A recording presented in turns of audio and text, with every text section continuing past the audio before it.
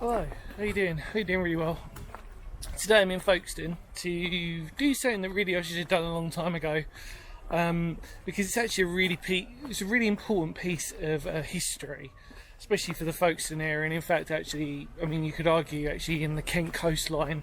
It's actually a beautiful piece of history really, with a sort of sad twist to begin with, but we'll discuss that in a history lesson, so enjoy it and I'll see you on the other side. Bye for now.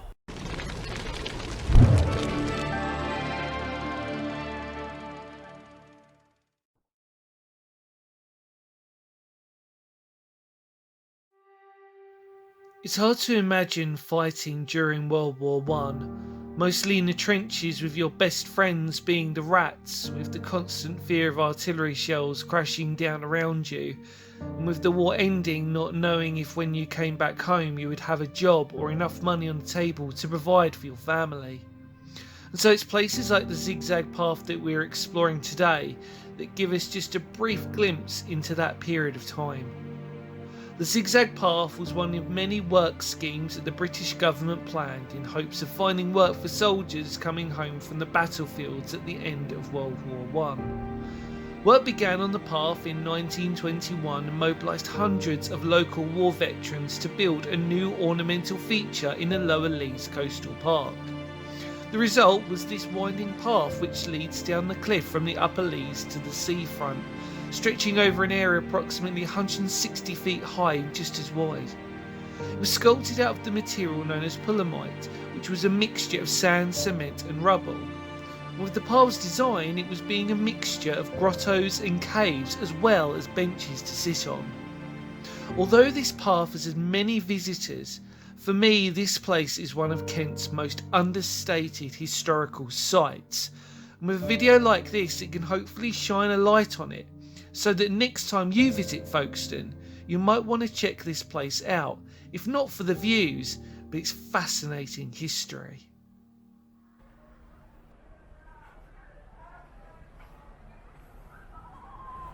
Right, so we've made it. So without further ado, let's actually go and walk it. It's very busy today, but obviously it's Folkestone, and as I'm recording this, it's the summer holidays. But let's go out there and enjoy the history, and I'll try and behave myself without saying too much whilst everybody keeps walking by me. Come on. So this is the information board that gives you a really good insight into this zigzag path. And it's just such a sad story. I mean, obviously you saw it in the history lesson.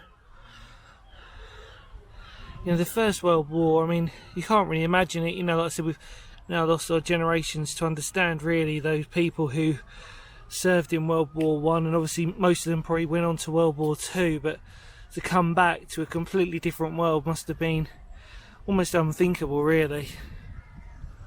So let's go and have a look at the amazing work that they did. Right, so we're going to start our journey, and yeah. We're going to do a walkthrough. I think it's probably the best thing to do. I was debating whether to start from the bottom up, but there's never really a wrong or right answer, is there, when you do these types of things. Look at this though. Nature's out in full abundance today. There was a lot of really friendly blackbirds who I literally probably could have touched. And it is baking hot today.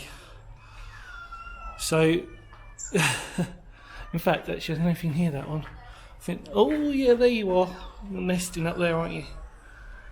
Bless you. Alright. Like we always say, nature first, won't disturb it. Wow. Perfect place for birds of nature to nest, I suppose. But you can just see the effort and everything that it took for them to carve this through. Absolutely beautiful. Like I said, I didn't mention this. This isn't my first time obviously coming here. One of my best friends, Josh, used to live here. I've mentioned him probably in a few videos. And Lees Cliff, just up the road. Yeah, I had a lot of memories there when I was a teenager. So to actually come here and actually document this place, you know, to be fair, no matter what time I came down, there's going to be lots of people. So we'll try and do the best we can when we're exploring this. But like I said, just enjoy it for what it is.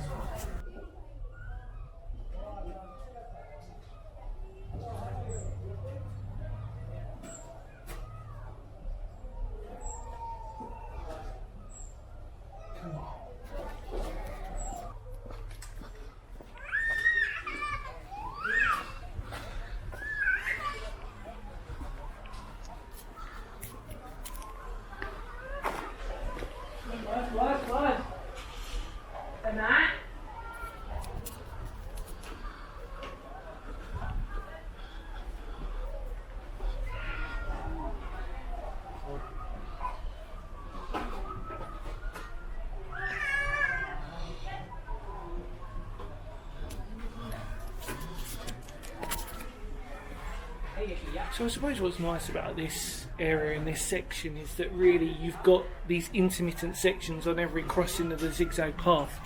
And with every every point you get to stop, you get to the amazing coastline, and it's just so nice to see so many people out, you know. As we're recording this, obviously the zombie apocalypse wasn't too long ago and not many people could go out, so it's just nice to see that actually people are going out, and it's lovely to see it. And I will never moan about that whatsoever. But isn't this just magical? It's a beautiful little zigzag path. Exactly what it is. With all these wonderful little seated areas that you can sit down onto and just literally reminisce and chill out. And it's great because really it's great for the locals, because you get to sort of experience this for just like the historical context and the fact that you probably all have your personal memories. But not only that, that you, as if you're a tourist or if you're somebody just passing by, you can come down here, and I do thoroughly recommend that you should do it. Because like I said, every step, every opening leads us to looking out onto this amazing part of our Kent coast.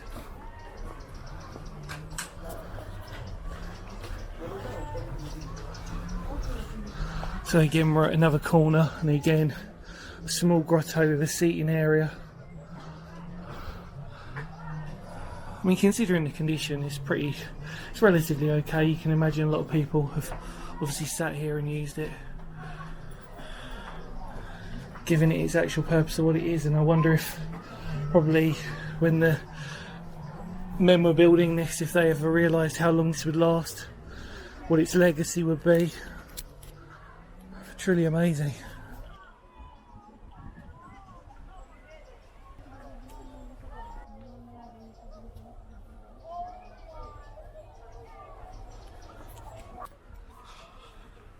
It's been quite fun really to try and get intermittent gaps where I can at least get a break, where I can obviously show you more of it and spend a bit more time to do it.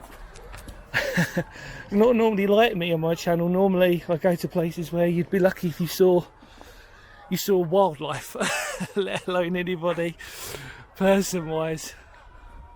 On this occasion we don't mind it, we see people, but obviously when we go to our abandoned underground places we're a little bit more wary, aren't we? Wow, never gets old. In fact, the last time I was in Folkestone was really easy for me to remember because I was doing the naval control bunker in Folkestone. So I remember it very well, and I didn't really spend that long in here. But today I'm going to have a little bit more of a wander, just so I can really take advantage of it and enjoy it. Anyway, better carry on.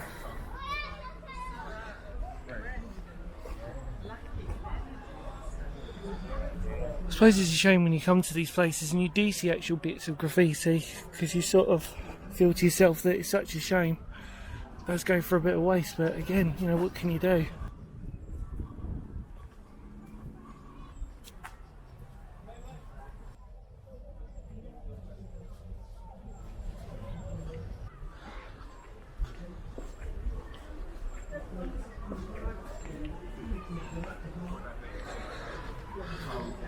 So we've almost made it to the top. One more section, and I think there's some music going on today in the bandstand, so like I said, loads going on today.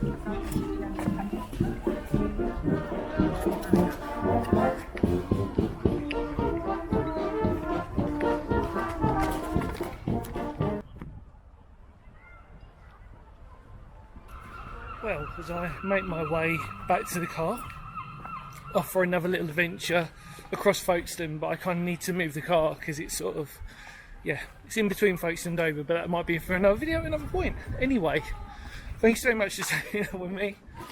Do you know what, it's like been such a long time, like since I've filmed somewhere where there are other people about. Like I said, normally I'm sort of so used to just filming on my own that I don't really care, and then all of a sudden today I was filming, I was thinking, oh man, I'd like so many people going by, like, you know, you feel a bit like, you know what I mean? We did it, I think, so forgive me on that one. Out of practice on those types of ones. So anyway, in more words of Phoenix history, thank you so much. Stay tuned. Love to all of you out there. Take care, and I'll see you very soon. Come out.